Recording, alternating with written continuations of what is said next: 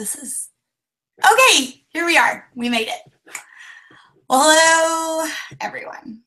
We made it. It's week 6, and maybe you're watching this video when you plan to, or maybe you're watching it like months afterwards. But either way, you made it to the last week. So let's jump in. I have 3 questions from chapter 11, and then only 1 question for chapter 12, because chapter 12 was really more of a really long prayer for us. And before we end today, probably not on the recorded video, but I want us to pray for each other, kind of like Sarah prayed for us. So let me just pull up our first question.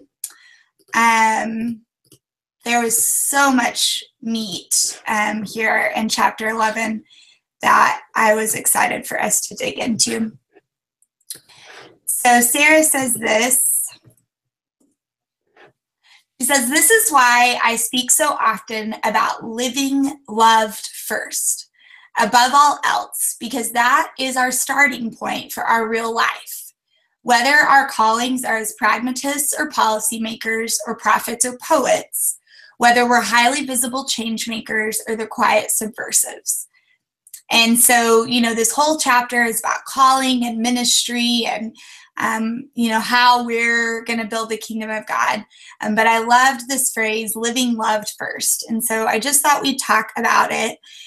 What does the phrase living loved first mean to you?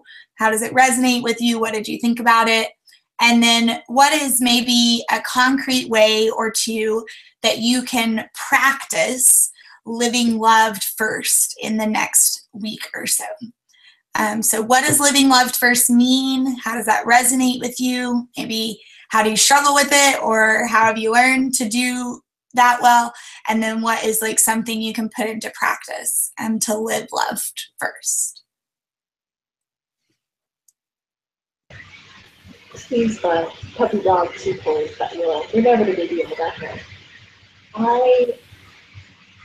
I really think this is incredibly valuable because I have the benefit of working on a college campus, and so the amount of people that you interact with between students, professors, parents, visiting people, anything like that, it's very easy to have preconceived notions about what they will be like, or what they're expecting, or what they want, or what they're trying to gain from their time at the college. And so it's easy to get this guard or mask up, or to just keep going about your day and ignoring what's around you, and just finding routine for the sake of routine and not for finding ways to see all of God's creation, recognizing that God created that person because he loved them, and so I should love them. And I do think we need to remember, first, we're here because God loves us, and second, all of the people in the world are here because God loves them. So I think interacting with people in a way that reflects that is wildly important, and really doesn't even take that much effort to see God's people, to say hello, and to be someone who just loves where they are, who they are, and the people around them. Thanks, Miranda.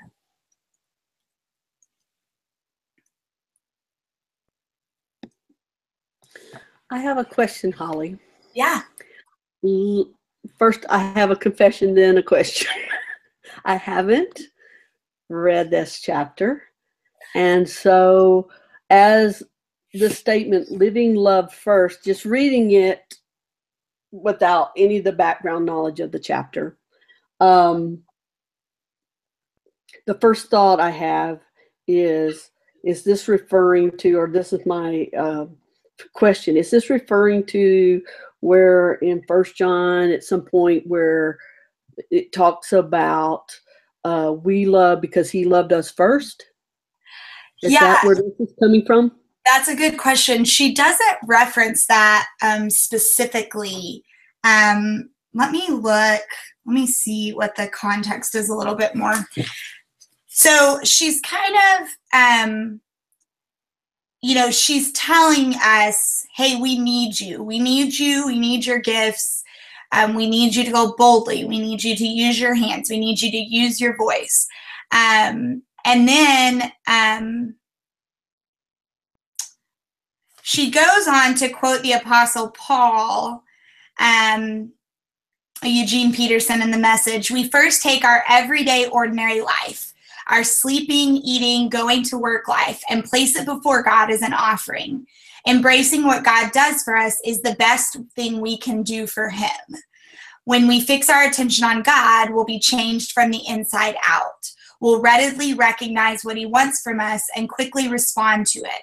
Unlike the culture around us, always dragging us down to its level of immaturity, God brings out the best in us, develops well-formed maturity. And let me see what scripture that is, because she has the footnotes in the back. If I can understand footnotes, let's see. I did get a college degree, so we're going to hope.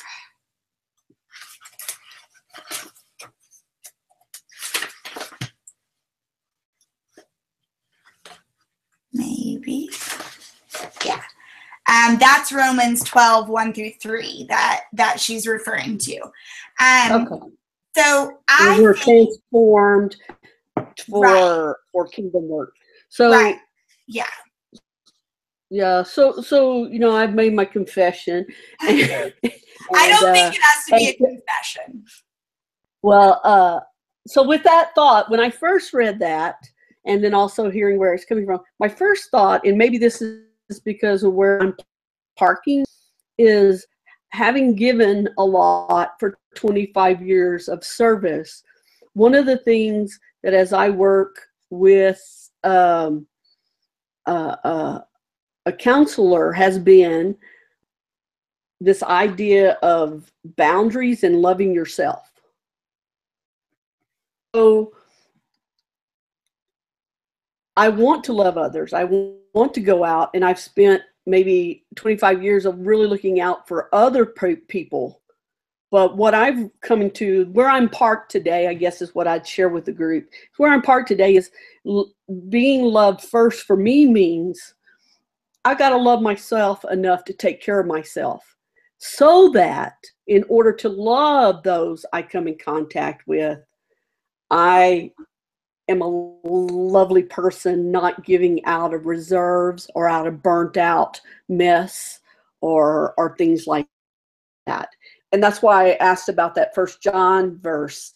And if I can gather that I love because he loves me first, then that might be my reserve to go out, as the Roman verse in 12 talks about, to be transformed and be this new creature, loving other people.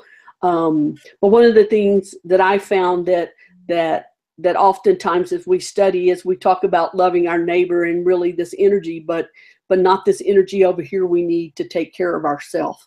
And so that's where I'm camped today. And so when I saw that phrase, being loved first, I think of that as taking care of myself so I can love others. That's good. Hey, Marcy.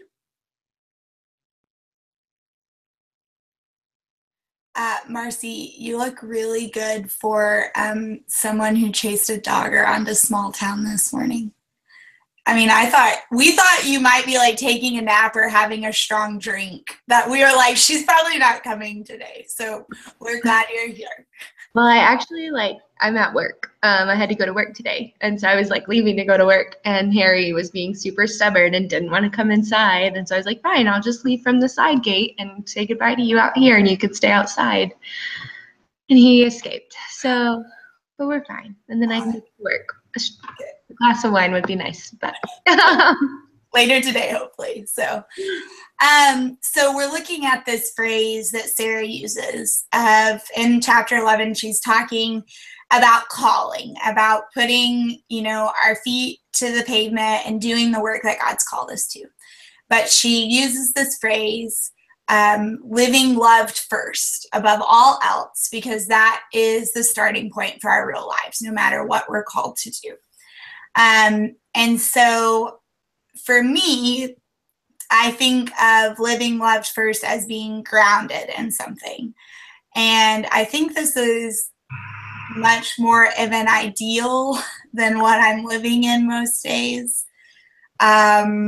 It's a big disconnection from my head to my heart. Like, I know how to be grounded. Like, I know the things that I need to do. I know the choices I need to make to be grounded. And yet, a bulk of the days of my life, I don't choose those things.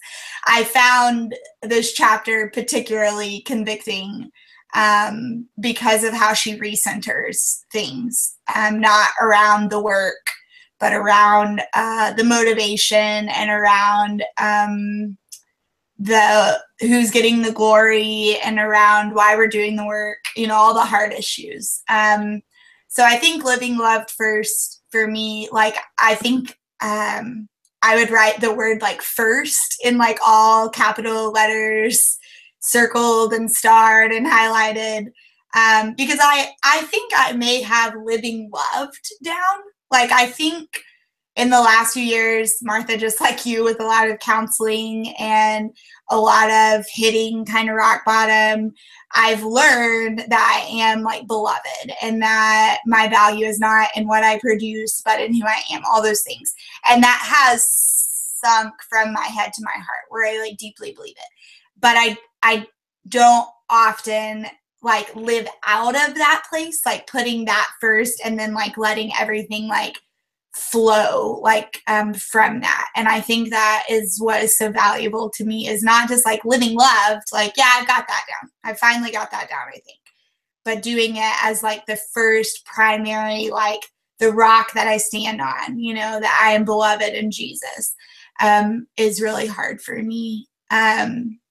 And for me, my concrete action, again, I know this answer. Marcy's heard it 47 times because we've been friends for a long time. Like, it literally means to first of all in the day start my day by doing the things that I need to do. Like, I know that. Like, it's just hard and I lack discipline. So for me, like, it literally means like first thing in the day, starting with things like meditation or Bible reading or time outside or whatever it is, that literally like plant my day in who I am, not what I do. And I'm actually finding it hard in this season because I'm really loving my work and I'm really excited about it. And I like wake up like thinking about like, oh, I want to do this project today and this project today and this project today. And so it's so easy to just like run and do the work because I don't want to avoid the work right now. I want to do it, And yeah, and so this chapter was really hard for me in a good way. So yeah, any thoughts about living loved, and especially like a practice that you can do in the next week, some kind of concrete action that you can do to like live into being loved as the first thing in your life? I'm really resonating with Martha said about setting boundaries for yourself so that the rest of the world's drama doesn't seep in and change how you view yourself. So I think I'm going to do some boundary making so that I can feel a little bit more love for me. And I think the way that's going to look is going to be setting priorities for my day. So it's going to be like making sure that my house is clean, making sure I work on the projects that I really want to work on, making sure that I show people gratitude for their kindness. I think those are things that I often let my boundaries go away and not focus on. So thanks, Martha. That's good.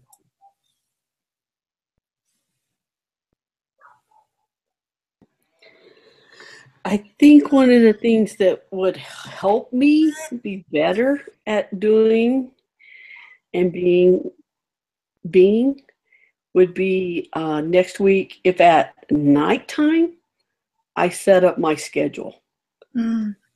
And so that's like my alarm clock's right by my bed. If my schedule was right by my bed and I picked it up, and I'm going through a season of learning that every day is new, and that's good, but sometimes it's a challenge to have that consistency so that you can have consistency.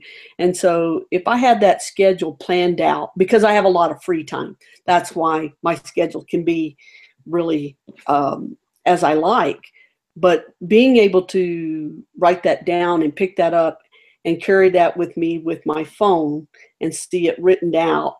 Okay, I'm going to fix Libby's breakfast first, and then I'm going to sit down and do, listen to music, listen to a podcast, and drink my coffee. Have a plan how I'm going to drink that coffee and what I'm going to do with it, instead of just kind of go sit and plump and go, okay, first thing checked off. I think that would help me and then know where I'm moving through my day, and decide that at night and not try to put that all on my plate in the morning, and give grace to myself if I'm not ready for something that morning.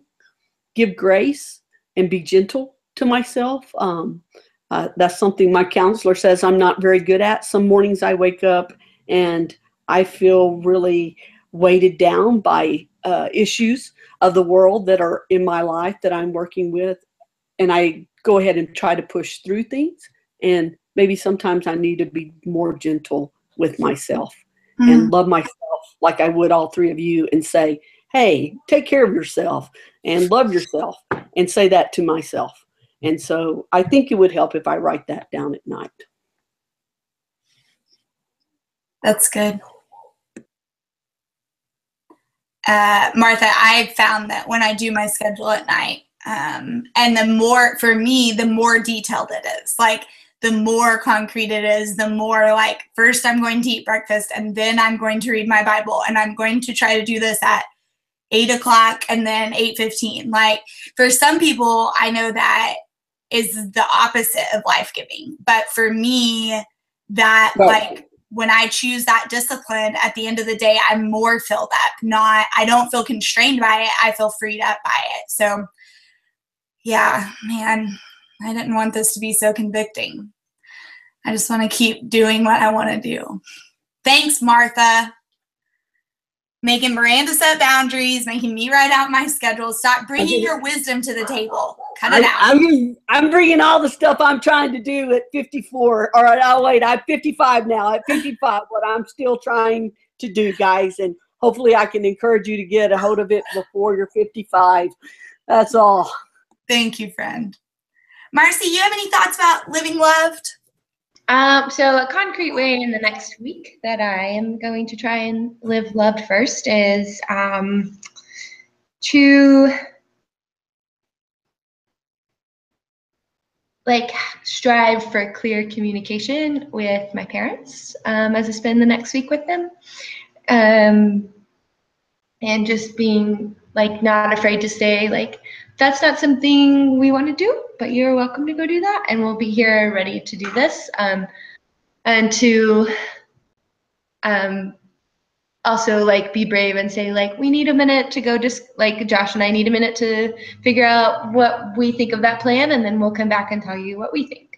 So giving myself space to not feel like I have to make a snap decision around them, and to communicate what we need to, so that we're not dragged along for everything they want. And if you want more backstory on that, we can talk later. And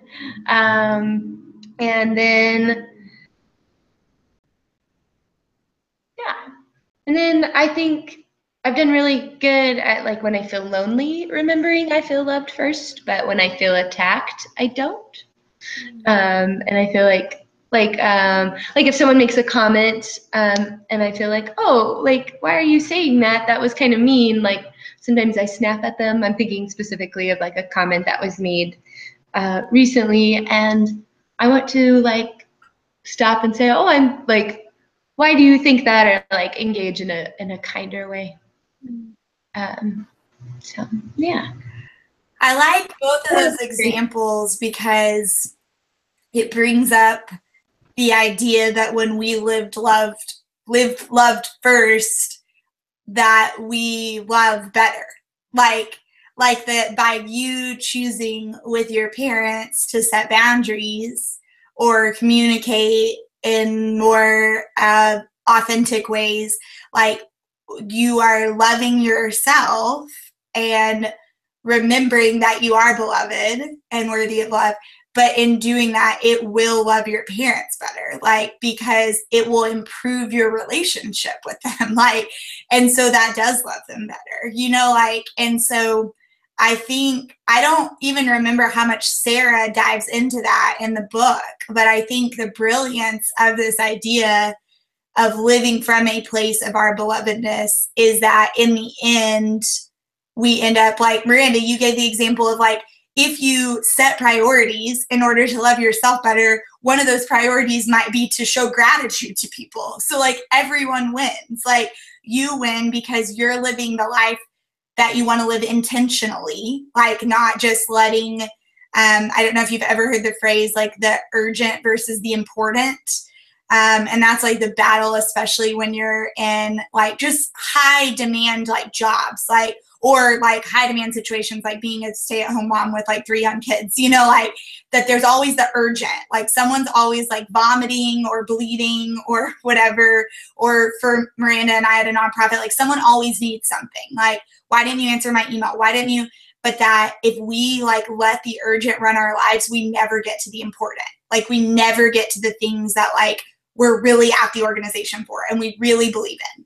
And that's so, again, so easy to say and so hard to live in. But I love the idea with all of our ideas that if we will live loved, that we will love better. Like I even would assume, Martha, with you, that Libby will be better loved as you continue to love yourself because you'll be giving from a place of love and not of obligation. Or bitterness or anything like that. So I think that's it's like God knew what he was doing or something with this model. It's crazy how that works. Let me throw our next question up here. This is also from chapter 11. And it ties in some ways to what we've been talking about. Sarah says, but we must remember that all of those efforts, so again, she's talking about calling and kingdom work, all those things, that all those efforts are ultimately frustrating and sometimes even misguided without Christ. If Christ is not at the center of the work, if he's not the author of the work, the glory of the work, then it's often unfruitful and incomplete. So some questions that came up for me, and run with the quote however works for you. Do you ever fall into the trap of doing kingdom work but somehow forgetting Christ in the process? And how do we work hard for goodness in the world, reconciliation in the world, unity in the world, peace in the world, while keeping Christ at the center? So I'll go first. This was probably my least favorite quote in the chapter, so I thought we could talk about it. Man, this is just like so hard for me because again, my head knows the right answer. Like this is not revelation to me, what Sarah is saying. Like, it's not like I'm like, whoa, I've never thought of that. But it's like, dang it. Like, I know that and I still don't live like this most days. Like I get caught up in the work and I miss everything from like bringing the work to God beforehand to praising God for the work afterwards, like, and then all the middle stuff too, you know? And I think that what I feel in particular in like, well, like in the climate that we live in currently, that's a combination of things might be getting worse in some ways, and also we're just more aware, right? Like, I don't necessarily know that the world is that much crappier in the last year. I just think we're more aware of it, which I actually think is the right direction to go. But with that, it's like the work seems so frantic. Like there is so much that, like, every day, like, where it's like, oh, I need to call my senator about this, or I need to talk to my church leadership about this, or I need to donate to this cause, or I need to figure out how to volunteer for this. Like, that it's like, well, I don't have any time to, like, pray about it or center myself or try to, like, prioritize according to the Holy Spirit. It's just like, holy crap, the world is falling apart and we need to try to, like, not even fix it, but just, like, hold it together. Like, let's just try to keep it from blowing up anymore. And so I don't have time to, like, you know, live loved, first of all, and then, like, you know, like, center Christ in the work. And so I find this quote to be really convicting. And I think a lot of it for me probably boils down to my regular sin of choice, which is pride. I'm an Enneagram 2, so we're helpers, and our primary sin is pride. And so it's weird because I think for so long I had a particular vision and definition of pride. You know, like, pridefulness is that you get up and you say, I'm the best, and you say, look at me. And so that's, if I was doing that, I think it would be easier to identify, like, oh, you're being prideful. But because pride can be like choosing to not engage in quiet devotional time before I start my work, that's hard for me to identify, like, as a sin issue. But that is what it is. It's like, well, I'll just get up and do the work, as if I do enough work, we can fix the world. So there's my mess with this quote. And if you're all doing a great job at this, then that's great. Just tell me how to do it better. So any thoughts on this? How we need to center Christ in the work, how we get caught up in the work and miss Christ, etc.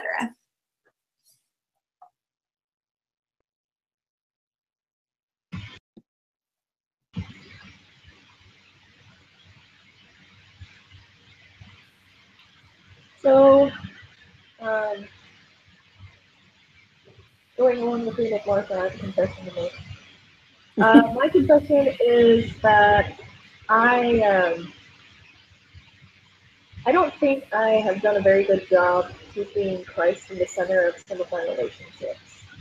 And so my relationships have become either a detriment to me or a detriment to the people around me because they're not Christ-centered. They're not focused on the things that they need to be focused on. And they aren't working with the right groundwork of how they should succeed.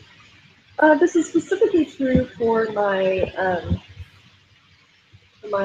failed marriage. I think that a lot of things are pointing me towards a lack of Christ being in the relationship. I don't think there was enough God involved to make it as successful as it was.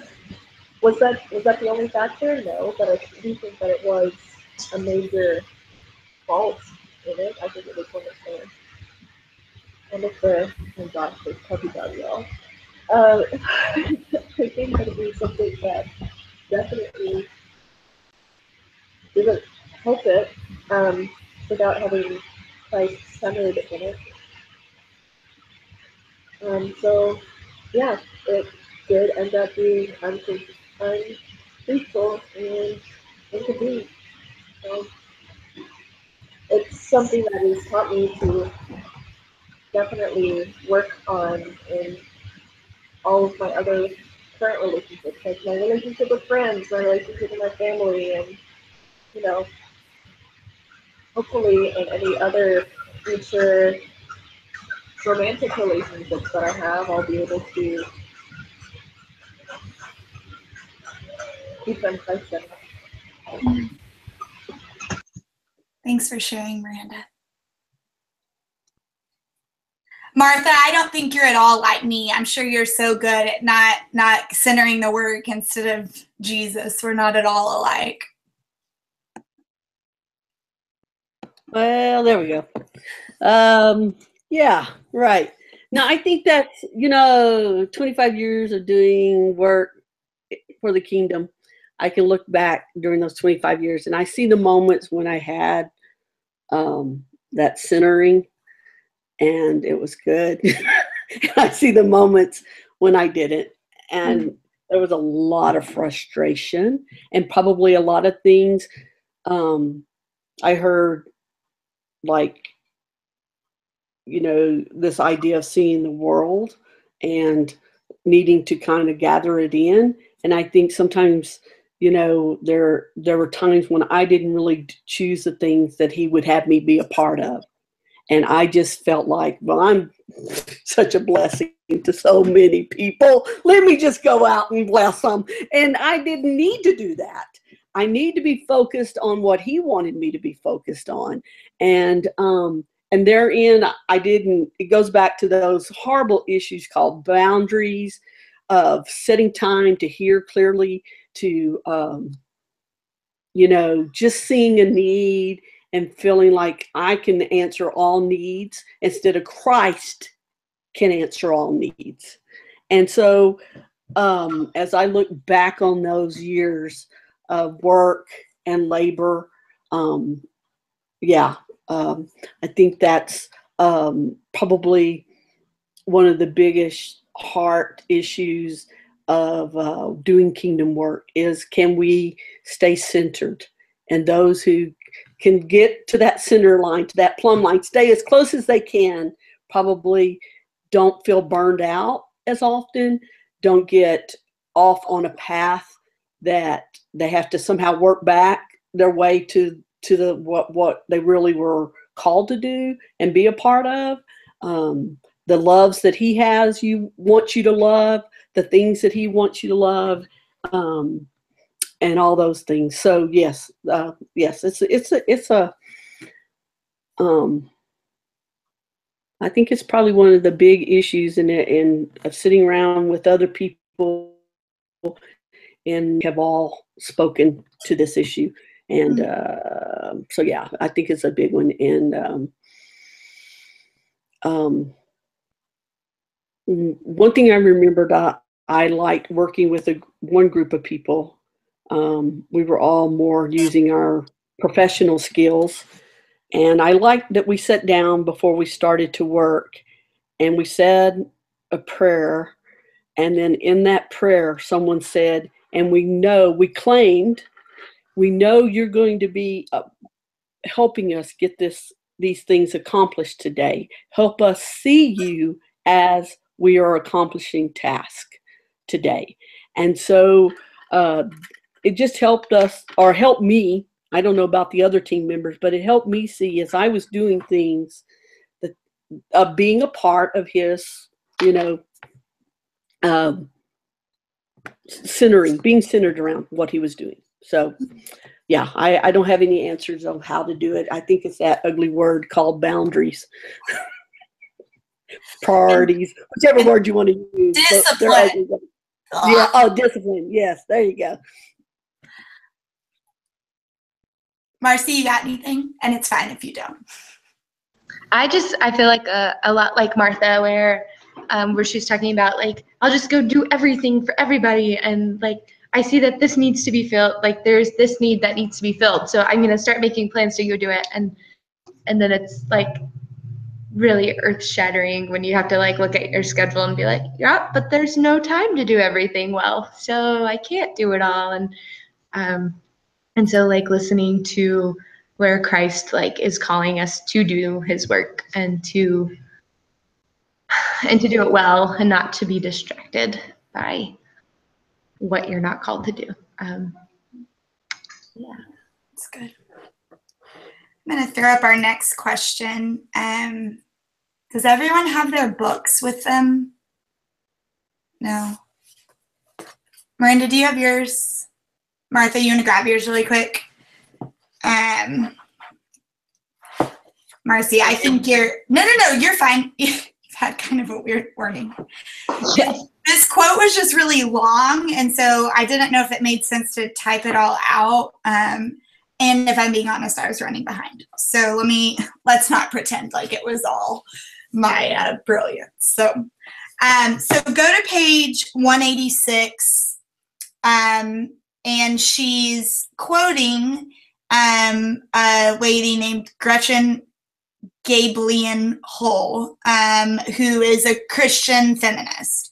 And this quote, I thought, really brings us full circle. I think it was in one of the first chapters that we talked about submission.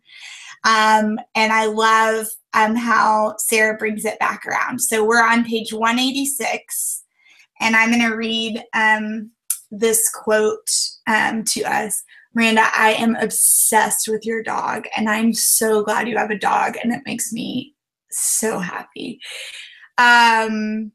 Okay, so this is what this Christian feminist says. She says, "Can you drink the cup of submission? Yes, I realize full well what many of you are thinking. That's all we've ever done. But I would ask of you, can you now drink the cup as Christ means you to drink it? Not because you must, but because you choose to. Would you be willing to put aside your legitimate rights if the time to exercise them is not yet right in your particular circumstances? Would you be willing to put your career on hold if that is in the best interest of your family or your cultural milieu? Will you work for change in a patient and loving manner rather than sinking into anger or bitterness? Will you commit yourself to work in a Christ-like way, even if you are in un-Christ-like situations?" So I just said, how do we distinguish between damaging patriarchal submission and the submission we are called to as Jesus followers? How do we live as strong, empowered women while still following the way of Jesus that often calls us to lay down our rights in order to love others? So any thoughts on the good kind of submission and the bad kind of submission, and how we balance being confident in who we are and being bold, but also putting others first?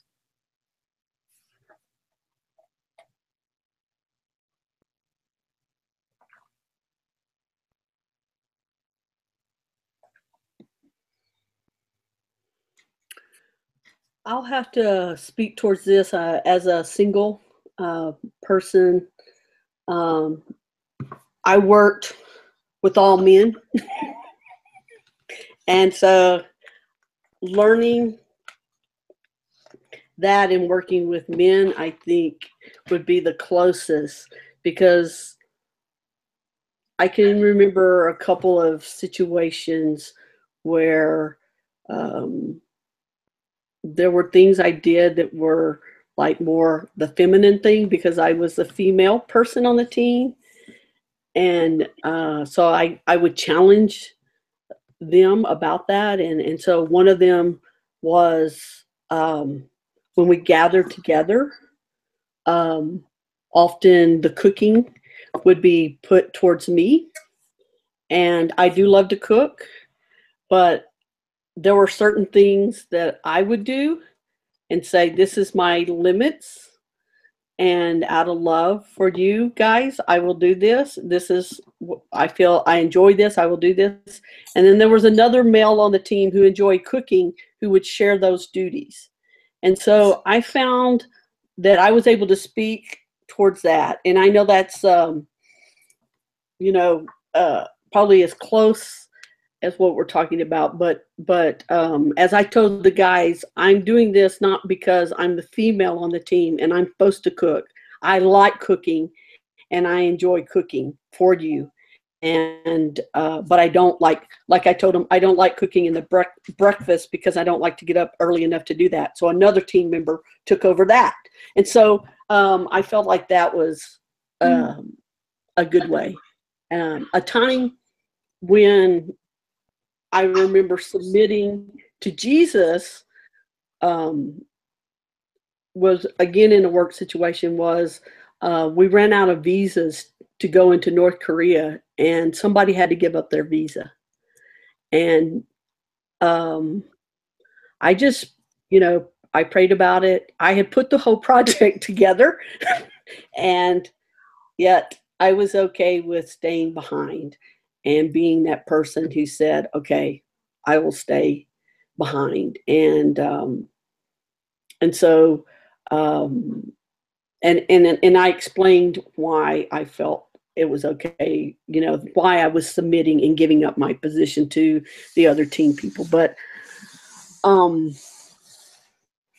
yeah, I think of that in my work situation. And then I will say one last thing, family wise, just probably more recently, and I can really understand about the resent and bitterness is that might be closer is giving up my work to come and take care of family.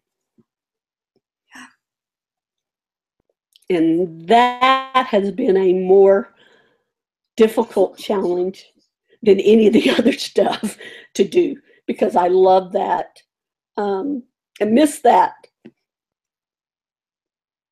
Thank you for sharing, Martha. Those are beautiful examples. To me, the difference is submission as a choice versus an expectation, which I think is what you described with the cooking in particular.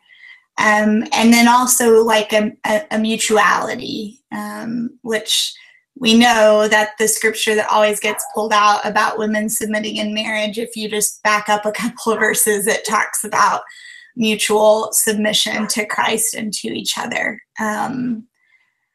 The other thing I think about is how like Jesus submitted to the Father, and the Holy Spirit submits to the Son. Like there's a mutual submission that we see played out in the Trinity that I think helps redeem the word.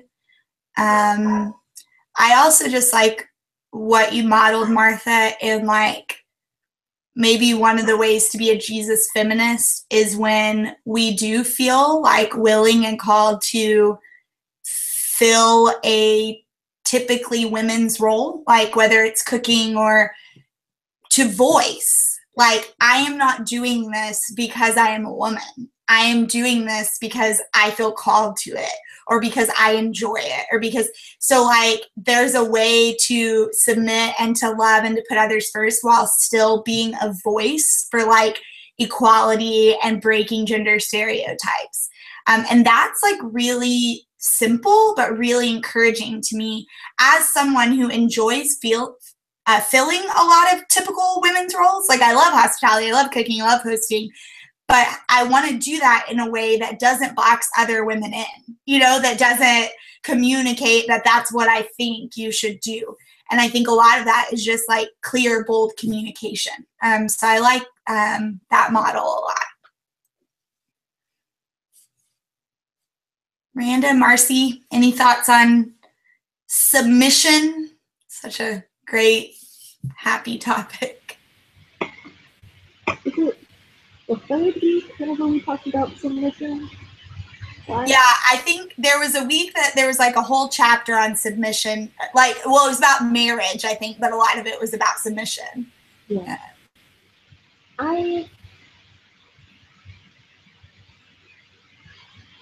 I do agree a lot.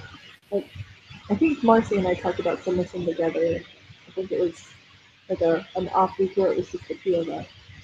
And so one of the words, one of the definitions of submission that comes to mind for me is like turning in a paper, you're submitting your paper. And so it's a turning over of yourself and of your work. But again, it is a choice. Again, it is, you are so funny. I think submission is a gift. And it's not something that to be taken lightly. I don't think it is something that is given willfully whenever it's expected, kind of in those situations where, oh, this is the box you fit in, so why don't you just go ahead and get in the box? I think we need to be more observant of how we also ask other people for similar. Um, and the way we ask for those relationships to play out. Because I think sometimes we can see people just as their work and not always what they're giving up in order to be that way.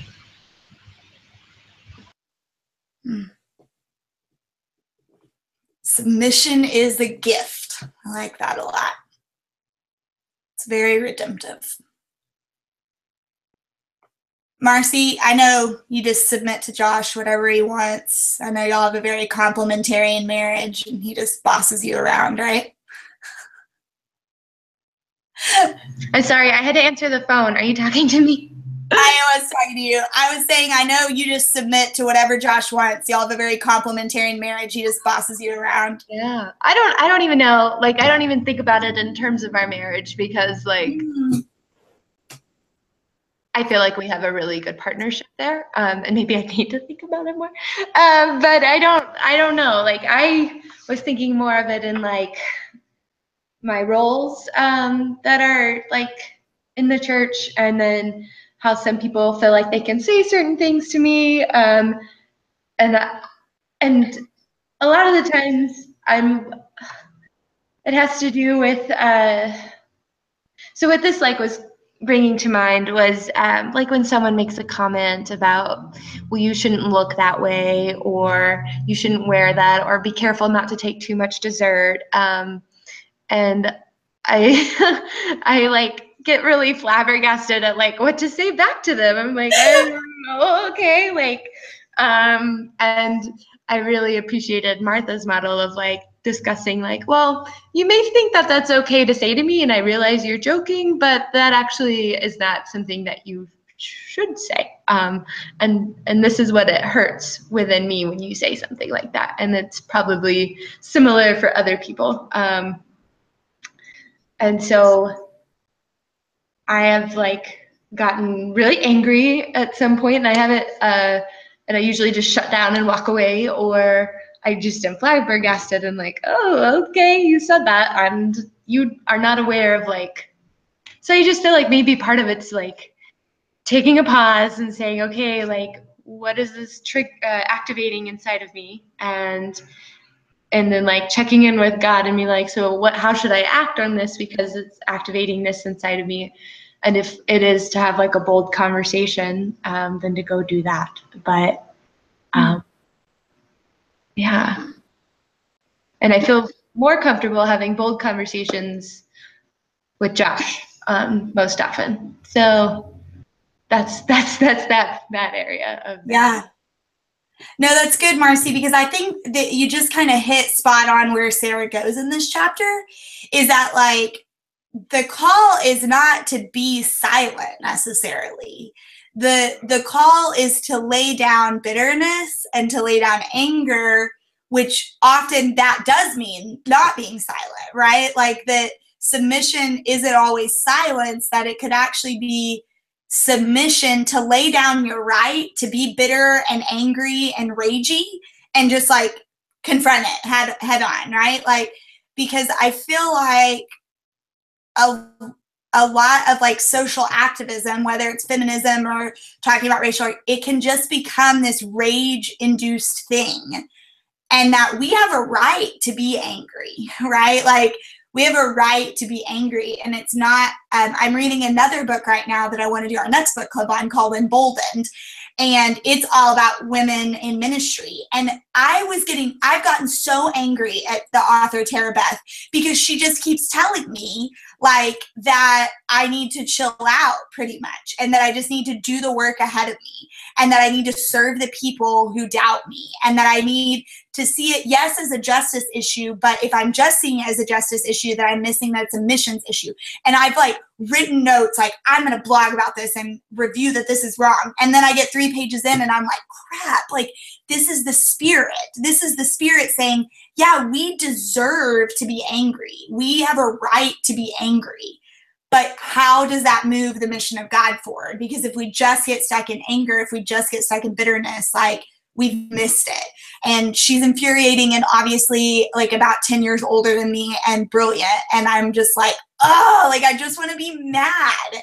And she's like, you can be mad, but you're going to miss what God's trying to do. And so this is what reminds me of that too. Guys, I know it's 1 o'clock. I really want to get to this last question really quick. If you have to go, I completely understand. But I want, and if you have to go, maybe like email us your response because I want to know it. So the last chapter is the commissioning. And I really want to read the whole chapter over you, but that would be crazy. So at the very end, she just says this: I send you out to the spot where you are right now. And so some questions that came up for me, and just pick one because there's like 12. What does the word commission mean to you? How do you define it? What are your experiences with it? Have you ever been commissioned, etc.? And then kind of a follow-up. What do you need to be commissioned in today? What spot do you find yourself in right now? And what work are you being called to right now? So just any thoughts on commissioning? And even because we're short on time, I would just love to hear your answers to the second question especially. Like, where are you right now? What are you being called to right now? What do you need to be sent out for?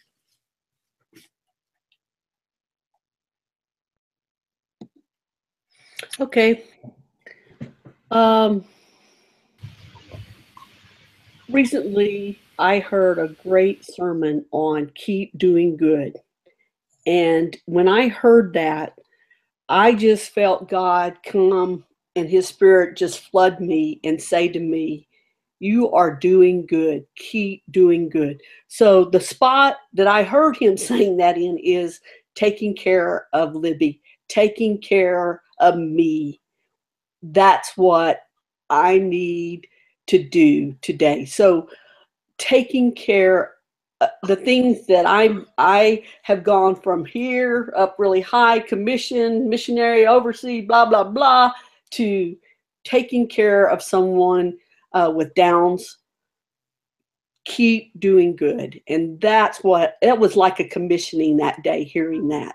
And I felt blessed. So there you go. It's good. It was good.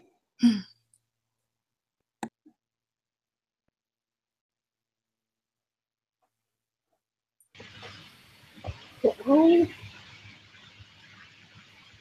haven't thought too much about this, but I think that I am really being called by God to ask for help and to not go at things alone. Because I'm trying to be like, ooh, yeah, I've got it all figured out. I can take this all on my own. Like, you know what? Like, I'm capable of all of these things and more, so I don't need anybody's help. Whoops, it's not working. So I'm really thinking that all of the people that God keeps putting in my life, I need to give a backpack of the burden that I'm carrying. So I think I've got like a camel's worth of burden that I'm trying to like, oh yeah, I got this, it's gonna be fine. But I just need to just give to the people who are like, hey, guess what? I don't have any backpacks, and I'm willing to carry yours. Like that's what I feel like God is beating me over the head with. He's like, hey, this doesn't have to be something you do alone. Hey, this doesn't have to be something you do alone. So that's what I'm feeling. I'm feeling commissions to be a part of a team instead of being independent. That's good. And I'll go real quick. I think after this conversation today, I think like I need to be commissioned to be grounded where I am and to continue to fight for discipline and to not be complacent. compared to a year ago, my life and ministry, like everything is like rolling. And it's been the year of the resurrection. But I want to know that there's more growth and there's more depth and there's, you know, more, not more projects, right? That's where I run to, is like, we're doing better, more projects. But I want to like go deep and not wide, probably. So I'm gonna, don't leave. I'm gonna stop the live broadcast because I want us to pray for each other, and that's too intimate to be sharing with. I mean, no offense, all the people watching this, but we don't want to share that. So hold on just a second, y'all.